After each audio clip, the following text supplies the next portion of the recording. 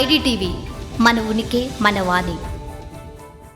అన్న ఇప్పుడు కాంగ్రెస్ వచ్చి 17 నెలలు అవుతుంది. 15 నెలలు దాటి 16 నెలలు రన్ అవుతుంది. కొద్ది రోజులు అయితే 2 సంవత్సరాలు అయిపోతుంది. కానీ ఇప్పటి వరకు 6 మినిస్టరీస్ మాత్రం సీఎం గారి దగ్గరనే పెట్టుకున్నాడు. ఇప్పటిదాకా మినిస్టరీస్ మాత్రం ఇవ్వలేదు. ఇస్తే అల్లకల్లోలం జరుగుతుంది కాంగ్రెస్ అంతా. దీనివల్ల అందుకే ఎవరు కీలకపోతున్నాడని చెప్పేసి ప్రతిపక్ష వర్గాలు దీనిపైన విమర్శ మాట్లాడుతున్నాయి. మొన్న ఎర్రబెల్లి దయాకర్ గారు కూడా ఒక పార్టీ మీటింగ్ లో ఫస్ట్ ఈ విషయాన్ని లేవనెత్తే రకరకాలుగా మాట్లాడడం జరిగింది. అంటే ఈ మినిస్టరీస్ ని డివైడ్ చేయడం వల్ల పార్టీలో విచ్ఛిన్నమయ్యే అవకాశం ఉందా, కాంగ్రెస్ కుప్పకూలే అవకాశం ఉందా? ఎందుకంటే రాబోయేది సర్పంచ్ ఎలక్షన్స్ ఉన్నాయి, ఎంపీటీసీ జెడ్పీటీసీ ఎలక్షన్స్ ఉన్నాయి. దీంట్లో ఒక్కరు కూడా గెలవరు, ప్రజలు వ్యతిరేకిస్తున్నారు కాంగ్రెస్ పార్టీని అని చెప్పేసి మాట్లాడుతున్నారు. దీనిపైన మీరేమంటారు? ఇప్పుడు ఎర్రబెల్లిది చెత్తవాగుడు. ఓకే, ఆ చెత్తవాగును పట్టుకొని కాంగ్రెస్ పార్టీ గెలవదని మాట్లాడుతాడు, చెత్తగా మాట్లాడతాడు. అంటే మతి భ్రమించింది ఎర్రబెల్లి దయాకర్ రావుకు, మతి భ్రమించింది. ఎట్లా ఏముందంటే ఒక చిన్న అమ్మాయి 26 సంవత్సరాల యువతి, ఒక కోడల వరుస అయ్యే యువతి, మనవరాల వరుస అయ్యే యువతి ఎర్రబెల్లి దయాకర్ రావుని ఘోరంగా చిత్తుగా ఓడించేసరికి పిచ్చి పట్టినట్టు మాట్లాడతాడు. ఆ పిచ్చి కుదురుస్తారు వాళ్ళు. కాంగ్రెస్ పార్టీ స్థానిక సంస్థల ఎన్నికల్లో గెలవదంటాడు. స్థానిక సంస్థల ఎన్నికల్లో గెలవడం కాదు, ఫస్ట్ నువ్వు వీళ్ళు అత్తా కోడలు కాదు వాళ్ళిద్దరు, ఝాన్సీ రెడ్డి యశస్విని రెడ్డి. ఆ అత్తా కోడల్ని గెలువు ఫస్ట్ నువ్వు దమ్ముంటే. అసెంబ్లీ ఎన్నికల్లో గెలవలేక డమాలని కింద పడితేవి. మళ్ళీ ఇప్పుడు వచ్చేసి కాంగ్రెస్ పార్టీ గురించి మాట్లాడుతుంటివి, రాష్ట్ర వ్యాప్తంగా మాట్లాడుతూ రేవంత్ రెడ్డి గురించి మాట్లాడుతుంటివి, రేవంత్ రెడ్డి దోచుకుంటుండ అంటుంటివి. అసలు రేవంత్ రెడ్డి స్థాయి నువ్వు రేవంత్ రెడ్డి గురించి మాట్లాడే స్థాయి కాదు నీది ఎర్రబెల్లి. అదే ఇప్పుడు గతంలో టీఆర్ఎస్ పార్టీ 6 నెలల పాటు కేసీఆర్ అహ్మద్ అలీనే ఇద్దరే ఉన్నారు. మరి అప్పుడు పడిపోయిందా? ప్రభుత్వాలు పడిపోయినాయా? ఏం మాట్లాడుతాడు? సోయిని మాట్లాడుతాడు ఎర్రబెల్లి, మతి భ్రమించి మాట్లాడుతాడు ఎర్రబెల్లి. కాబట్టి అధికారం కోల్పోయేసరికి ఏదో రకంగా దుష్ప్రచారం చేస్తాడు, విషప్రచారం చేస్తాడు. విషప్రచారం చేసి విషప్రచారం చేసినా దుష్ప్రచారం చేసినా ఎర్రబెల్లి రాజకీయ జీవితం భూస్థాపితమే. వాళ్ళిద్దరు అక్కడ ఉన్నంత వరకు ఎర్రబెల్లి గండుపిల్లి లెక్క పాలకుర్తిని ఇంతకాలం 7 సార్లు 5 సార్లు గెలిచిండు. ఈ గండుపిల్లే పెద్ద లీడర్ అనుకున్నారు, ఇంకెవరు లేడాడు అసలు అప్పుడు. కానీ ఈ గండుపిల్లి కన్నా పెద్దవాళ్ళు గండుపిల్లిని మింగేసేటోళ్ళు వచ్చారాడ. ఎవరు వాళ్ళు? పెద్ద పులి ఝాన్సీ రెడ్డి, చిరుత పులి యశస్విని రెడ్డి. ఈ పెద్ద పులి చిరుత పులి దెబ్బకు ఏం చేయాలో అర్థం కాక పాపం ఈ విధంగా పిచ్చిగా మీడియాను పంపించేసి ఈ కాంగ్రెస్ పార్టీ మీద విషప్రచారం చేయటం, ఆ అత్తాకోడల మీద విషప్రచారం చేయటం. వాళ్ళు అత్తాకోడలు కాదు, తల్లి కూతుళ్ళు అంటారు ప్రపంచం మొత్తం కూడా అక్కడ నియోజకవర్గంలో. అయినా వీళ్ళకి వాళ్ళకి ఎంత తేడా ఉంది? రేషన్ బియ్యం అమ్ముకున్నోడు ఎర్రబెల్లి దయాకర్ రావు. పాపం రియల్ ఎస్టేట్, విదేశాల్లో రియల్ ఎస్టేట్ వ్యాపారం చేసి అక్కడ సంపాదించి మాతృదేశానికి స్వదేశానికి సేవ చేయాలి, రాజకీయాల్లోకి రావాలని చెప్పి రాజకీయాల్లోకి వచ్చిన వాళ్ళు ఝాన్సీ రెడ్డి కుటుంబం, యశస్వి రెడ్డి అయినా ఝాన్సీ రెడ్డి అయినా. వాళ్ళకి వీళ్ళకి తేడా లేదా? దోచుకున్నోడు ఎర్రబెల్లి, వాళ్ళు సంపాదించింది ప్రజలకు పంచిపెట్టేటోళ్ళు ఝాన్సీ రెడ్డి, యశస్విని రెడ్డి. ప్రజలు గమనించట్లేదా? వాళ్ళు అసలు ఏం లేనప్పుడు రాజకీయాల్లోకి రాకముందే మన ఝాన్సీ రెడ్డి గారు తొర్రూరులో ఆ రోజుల్లోనే 2 కోట్లు 3 కోట్లు వేసే హాస్పిటల్ని కట్టించారు.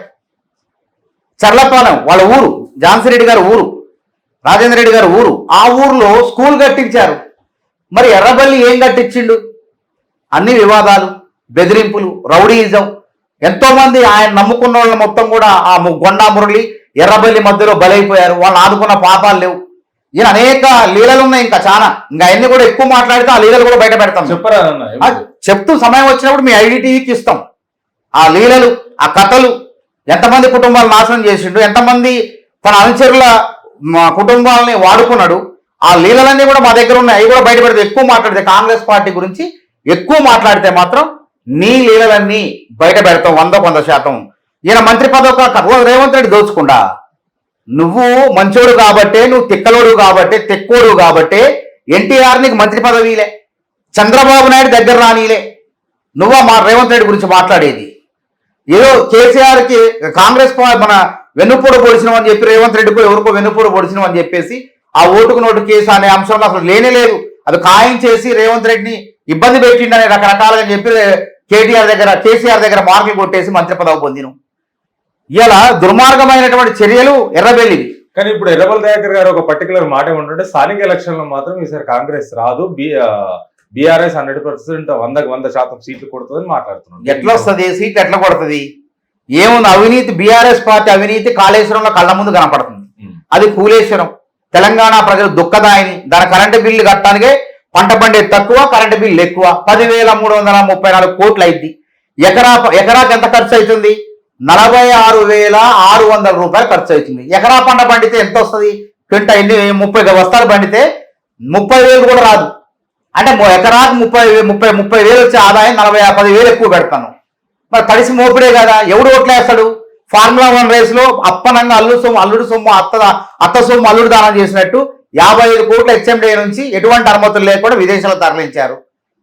మరి ఎర్రబెల్లి హయాంలో కూడా ఎన్ని అవినీతులు జరిగినా ఆయన పంచాయతీరాజ్ శాఖ మంత్రిగా ఆ గుట్టు మొత్తం కూడా తరలిస్తాను. ఆయన ట్రస్ట్ కూడా ప్రభుత్వ నిధుల్ని వికలాంగులకు వీల్ చైర్లు పంచే విషయంలో, లేకుంటే ఎలక్ట్రికల్ వెహికల్స్ పంచే విషయంలో నిధులు కూడా ఎర్రబెల్లి దయాకర్ రావు తన ట్రస్ట్కు మరలించుకొని తన ట్రస్ట్ ద్వారా ఏదో నేను చెప్పిన అత్త సొమ్ము అల్లుడు దానం చేసుకున్నట్టు ప్రభుత్వ సొమ్ము ఆయన ట్రస్ట్లో మలుచుకొని ఆయన ఏదో వీల్ చైర్లు పంచినట్టు బిల్డప్ ఇచ్చిండి ఈ బిల్డప్ గాడు.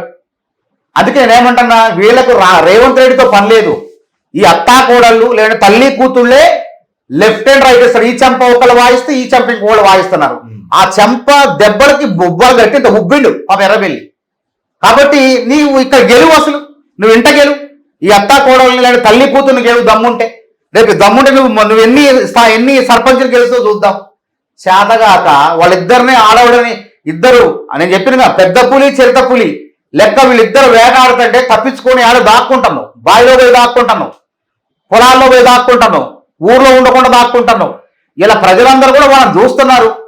నిజంగా ఆడది అబల కాదు సబల అంటానికి వాళ్ళిద్దరేం తెలుస్తున్నాం. ఈరోజు వాళ్ళకి ఏం తెలియదు అనుకున్నాడు. వాళ్ళ మీద కొన్ని యూట్యూబ్ ఛానల్ పెట్టి విష ప్రచారం కూడా చేస్తాడు.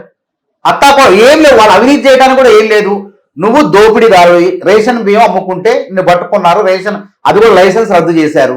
మరి వాళ్ళు ఏం చేశారంటన్నా, విదేశాల నుంచి ఒక సంస్థ ద్వారా ఎంతో మందికి శిక్షణలు ఇచ్చుకుంటూ వాళ్ళందరినీ కూడా వాళ్ళు జీవనోపాధి చూపిస్తున్నారు. వాళ్ళు పంచేవాళ్ళు, నువ్వు దోచుకునేవాడివి. వాళ్ళకి నీకు ప్రజలే గమనించారు. అదే అంటున్నా, ఇంతకాలం గండు పిల్లి లెక్క పాలకుర్తిలో ఉన్నావు. ఈ గండు పిల్లిని తరిమి కొట్టడానికి, ఎర్రబెల్లి అనే గండు పిల్లిని తరిమి కొట్టడానికి పాలకుర్తి నుంచి ఝాన్సీ రెడ్డి అనే పెద్ద పులి, యశస్వి రెడ్డి అనే చిరుత పులి ఇద్దరు వచ్చి వెంటబడుతుంటే తట్టుకోలేక పారిపోతూ మాట్లాడే మాటలు ఇవి. కాబట్టి నేనేమంటున్నంటే వాళ్ళిద్దరూ భూమి ఆకాశాలన్నంత వరకు, ఝాన్సీ రెడ్డి యశస్వి రెడ్డి పెద్ద పులి చిరుత పులి ఉన్నంత వరకు ఎర్రబెల్లి దయాకర్ రావు ఈ గండుపిల్లి రాజకీయ జీవితం మాత్రం భూస్థాపితమే.